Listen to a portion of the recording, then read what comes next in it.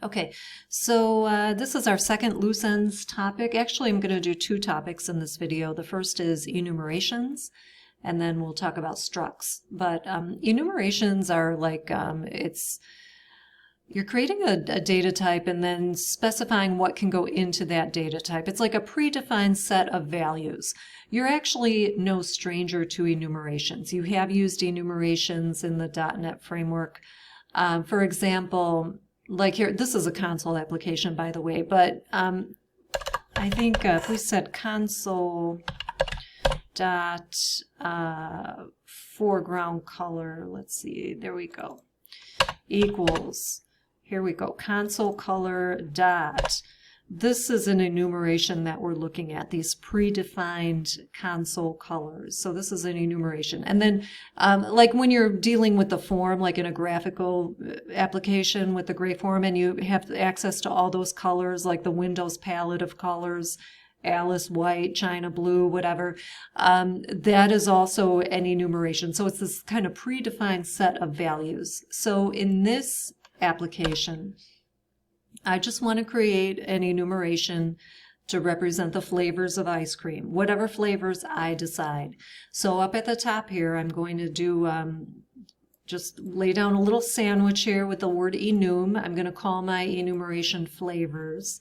And then inside of the curly braces, I'm just going to put a comma delimited list of the flavors that I decided. Okay, so these are the legal flavors that can go into my flavors data type, and that's that. So now it's like I have my very own brand new data type. So in addition to the int and the decimal and the float and the string, I also have this flavors data type.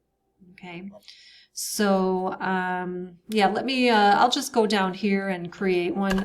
This stuff is related to the struct, but if I said flavors my fave equals, okay, and then look, the enumeration is popping up, flavors dot, and there are my choices. Notice you don't see anything that, you know, and whatever I typed in that list is what's available, and that's that, nothing else. Okay, so I couldn't, if there was like raspberry or something, it's not available to me because I didn't include that. So when you're creating your enumeration, you're laying down the law. Okay, this is the data type, this is what it's called, and these are the values that can go in it. Okay, so there's that, and so that's an enumeration. And then the second thing I want to talk about briefly is the struct.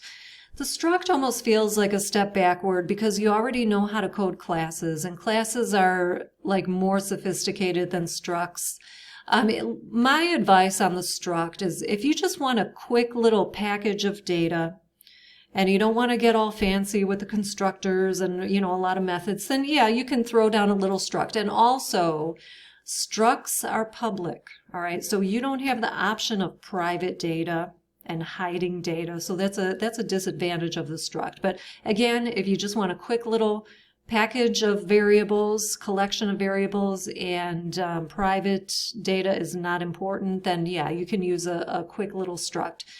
So, and you can add methods to a struct. It's probably not that common to do that. It's like, again, it's just for like just a quick little collection of variables, and you know, that's basically the best way to use it. So anyway, I have, I'm going to create a public struct. I'm going to call it student, and it's going to have the name, the student's major, the student's height in inches, the student's birthday. Look, I'm throwing in a date time type. Talked about those in a previous video. And then I'm also using my enumeration, okay, which is the flavors type. And I'm calling that favorite. Okay, again, all public variables. You don't have a choice there. Okay, so now I have yet another very own brand new data type. It's called student. All right, now I'm going to create an object based on my student data type. I'll call it me. Again, keyword new object being created in memory. Okay.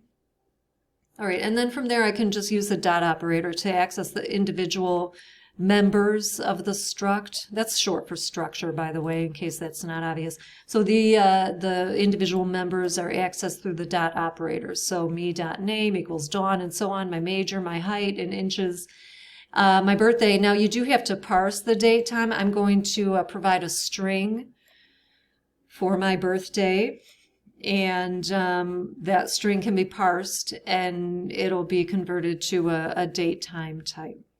Okay, and then my favorite flavor is cookie dough from the struct. And that's it. From there, I can just write those values, again, accessing the individual pieces with the dot operator, and those will all go to the console. And there they are.